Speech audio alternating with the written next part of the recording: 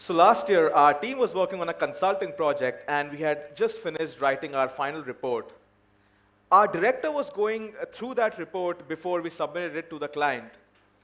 He was paying special attention on the assumptions that we had taken for our analysis. Suddenly, he stopped browsing the report and looked across the table to my colleague and asked, "Why have you taken this assumption?" My colleague tried to give different reasons, but the director looked unconvinced. Finally, my colleague admitted, "Actually, we have always been taking this assumption this way only." My director's gaze turned into a cold stare as he said something that I will never forget. "Never, ever give me that reason ever again." Have you ever noticed that so often, just because something has been done in the past in a particular manner, it often becomes a precedent for the future? All that is required is for one person to stand up and ask one simple question: why? For any organization, if the culture is plagued by this block hole of not asking why often enough, disruption is imminent. Hold on a second. Disruption. What does that mean? Disruption is a word, it might sound like a word in a very negative connotation, but to put it in simple terms, it is synonymous to innovation. An innovation that changes the landscape of an ecosystem, that challenges the status quo, that completely rethinks how something has always been done. Think about Uber disrupted the local conveyance sector, or Airbnb disrupted the hotel and hospitality industry. Both of these companies, within a couple of years, gave a run for their money to the giants of that industry who had been settled in the industry for like 10, 20 more years. But disruption has been around ever since humans came into being. For hunter-gatherers being able to grow their own food, or for barter system, the introduction of money, or the introduction of the industrial age, all of it was disruption. So disruption as a concept wasn't born yesterday, but it is more relevant today than it ever was, because the frequency of disruption has been increasing massively. Around more than 1,700 patents are filed with the US Patent Office every day. This is 4 times as many than were filed in 1990. So the time available to businesses to respond to disruption and recover is massively reducing. Think about Kodak had around 15 years in the 90s to respond to the digital photography revolution and recover. BlackBerry had only 5 years in 2007 before it disappeared.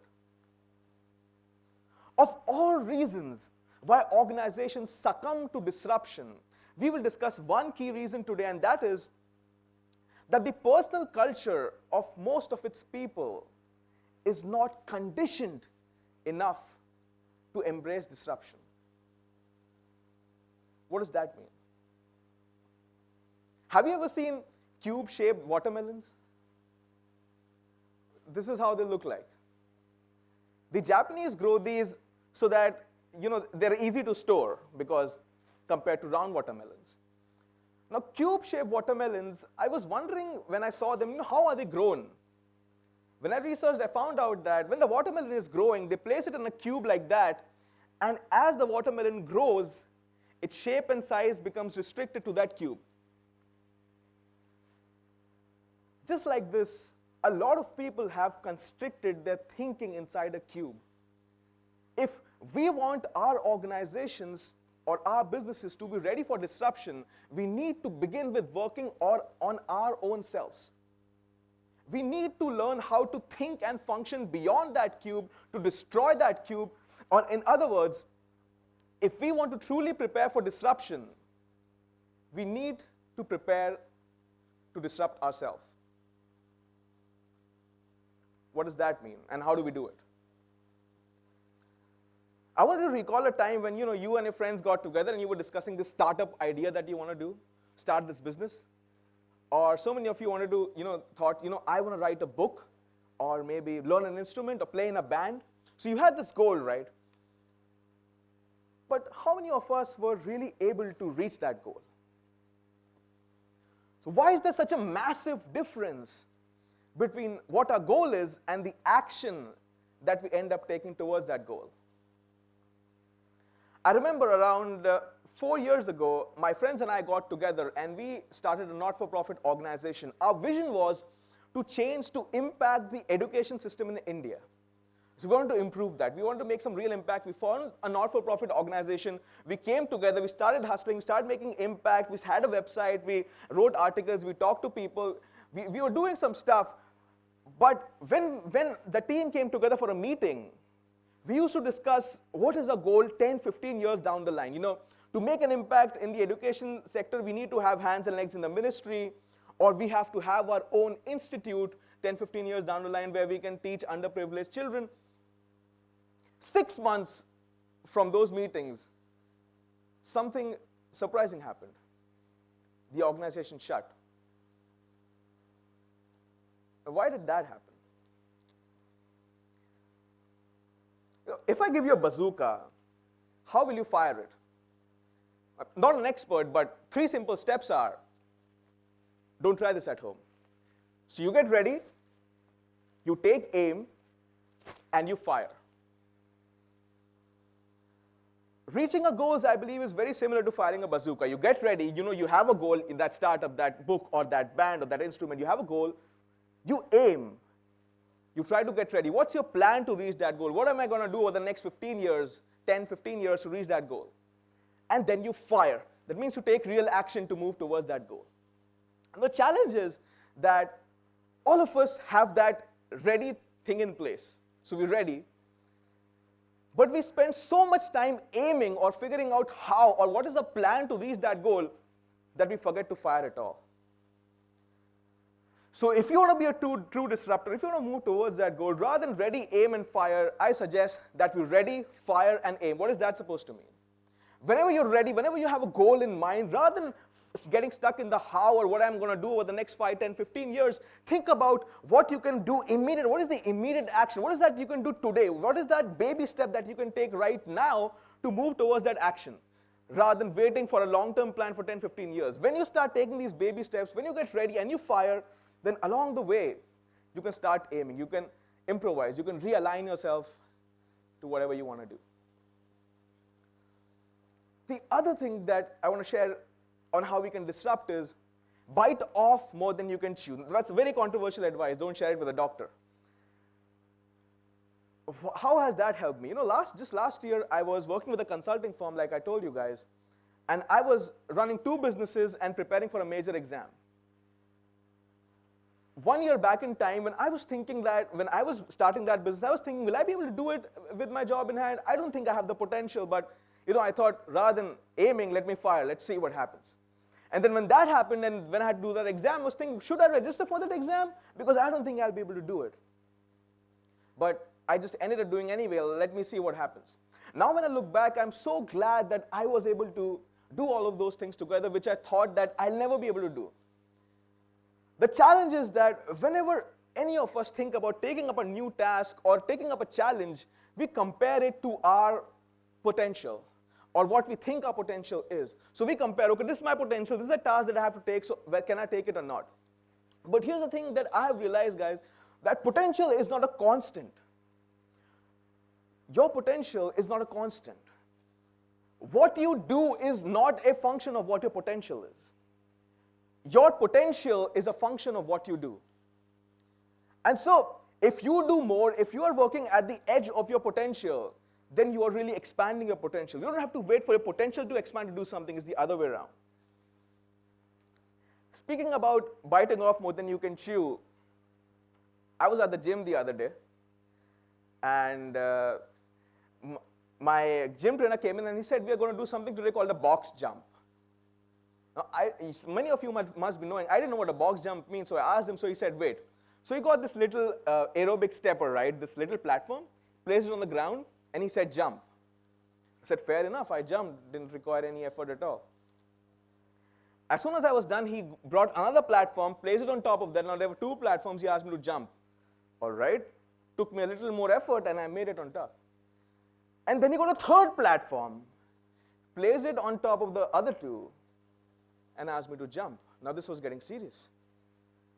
So I took in all my effort, launched myself into the air and barely managed to land on the platform. I felt like I had achieved Mount Everest. I had bitten off more than I could chew. And when I turned around, he was placing a 4th platform. And I said, boss, I can bite off more than I can chew, that's okay, but I'm not doing that. Why? Because if I fail to jump on top, I'm going to tumble and fall onto the other side. 95 kg guy I was back then. All right, I'm not taking that risk, even if there's cushion. So I was afraid of falling down, and I'm not going to do that. So he tried to convince me, could not convince me, and he said that, okay, go ahead, take a break, let's do some other exercise.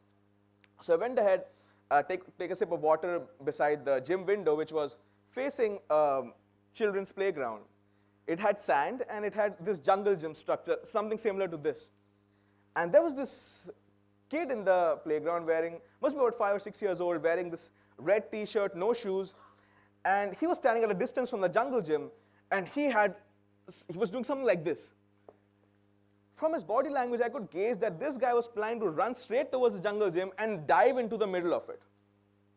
Just by looking at that, I got scared that, he should not be doing that, because if he misses by an inch, his head is going to hit on one of those rods and can be a serious injury. But before I could think, this guy ran towards the jungle gym, jumped, and he leaped right in the middle of it, landed in the sand and started celebrating with his friends. And I was looking at him and I was feeling like, this guy just jumped right into a jungle gym and I'm not able to jump on 4 platforms. So I told my gym trainer, hey, listen, I'm extremely motivated, I'm not going to be scared anymore. Put the 4 platforms right back and I'm going to jump. And he put the platforms there, I got ready to jump, and as soon as I jumped, I tumbled and fell on the other side.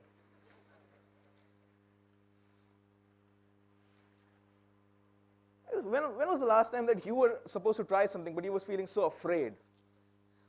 The reason that we feel so afraid when we are trying something new, or we are trying something, because it feels like it is at the edge of our potential, it is beyond our potential. But here's what I want to tell you guys is that if there is something that you're afraid of, move in that direction, because fear is the compass to success. The reason you're fearing doing that particular thing is because the fear is of nothing else than fear of failure. What if I fail? I'm not going to make it. So there are 2 possibilities if you do something that you fear, right? One, if you are successful, great, you discover something about yourself. But if you fail, like I did, you learn at least one way of how not to do that thing. I learned one way of how not to make that box jump. So failure is really the price that we have to pay for learning. And learning is the investment that we make for success. So fear is the compass to success. If you're getting afraid of something, move in that direction. In my coaching and in my experience, there are broadly three kinds of people that I meet. Number one kind who are afraid of problems, and if problems come by, they get extremely freaked out. Do you know somebody like that? A problem comes in, something goes not according to plan, and they freak out. They don't know what to do.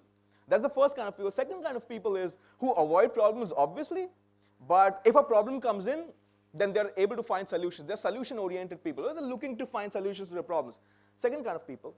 But there's this third category of people who are hunting for problems, who are looking for problems. They feed on problems. They cannot sit until they have a problem in hand. So the first kind of people who cannot solve problems, they're neither looking for it. It is very difficult for them to be successful. The second kind of people who are avoiding problems, but if a problem comes by, then they can solve it. These kind of people, they have a high chance of success because obviously they're problem solvers. But the third kind of people who are hunting for problems are the guys who are massively successful. Because if you see any business idea around you, okay, any business idea, what was it doing? It had a problem that was in front of all of us, but those guys saw it as a problem, took it as an opportunity, were hunting for that problem and were managed to solve it. Uber, Airbnb, all of these startups, they were looking for a problem. Reliance Jio, which recently came and looked for a problem, high data, they came inside, disrupted the industry. So people who are hunting for problems are the people who are massively successful. If you don't believe me, believe this guy. Do you know who that guy is? Lord Baelish from Game of Thrones. So he said something very interesting. He said that chaos isn't a pit. Chaos is a ladder. So when there's chaos, when there's a problem, when there's disruption, maximum people go into this downward spiral. They don't know what to do. But there are a few people who see that problem as a ladder and use that to climb up. So that's something that I learned from him. And what I also learned from the aviation industry is that I used to think that it was pretty obvious for me, a lot of you engineers might know, but it is pretty obvious for me as a chartered accountant that if the wind is flowing in this direction, the plane should take off in this direction. But when I read about it, it was the other way around. The plane takes off in the direction against the wind. And so, as people, why are we always expecting there should be no problems and the wind should be breezy and we should just go with the flow? Nobody becomes successful like that. If you want to take off like that aeroplane, you have to be ready to face those problems, get conditioned in those problems, and that is when you take off. Finally, I see a lot of people, and that is extremely necessary, that you have confidence over what you're doing, over who you are, over your product, over your service. But what is also important that you do not become complacent. There's a very thin line between confidence and complacence. I was coaching the startup CEO just early last year, a brilliant guy. He had a great business model. He had seen 2 rounds of funding. And he became complacent of his business, okay, because it was growing so fast. And he was like, nothing can happen to my business anymore. He stopped listening to advice. Within a few months, they did not live to see the 3rd round of funding. So complacence is dangerous. Again, if you don't take my advice, listen to this guy. Tyrion, he said something interesting, and he said that monsters are dangerous, and just now, kings are dying like flies. What does that mean? So monsters are these disruptors, okay, who come from outside your industry and disrupt your business model. And kings are those people who are the kings of their industry. So monsters are dangerous, disruptors are dangerous, and if you sit like a king in your industry thinking that you are invulnerable, kings are dying like flies. So innovation and disruption in any ecosystem is imminent. If we follow what we have learned today, in our personal culture, whether we are executives or employees or students or entrepreneurs, we essentially build our personal culture to face disruption or perhaps even cause disruption. This personal culture then expands to people around us and to our organization, because the only way to become truly disruption-proof is to continuously disrupt yourself. Thank you, guys.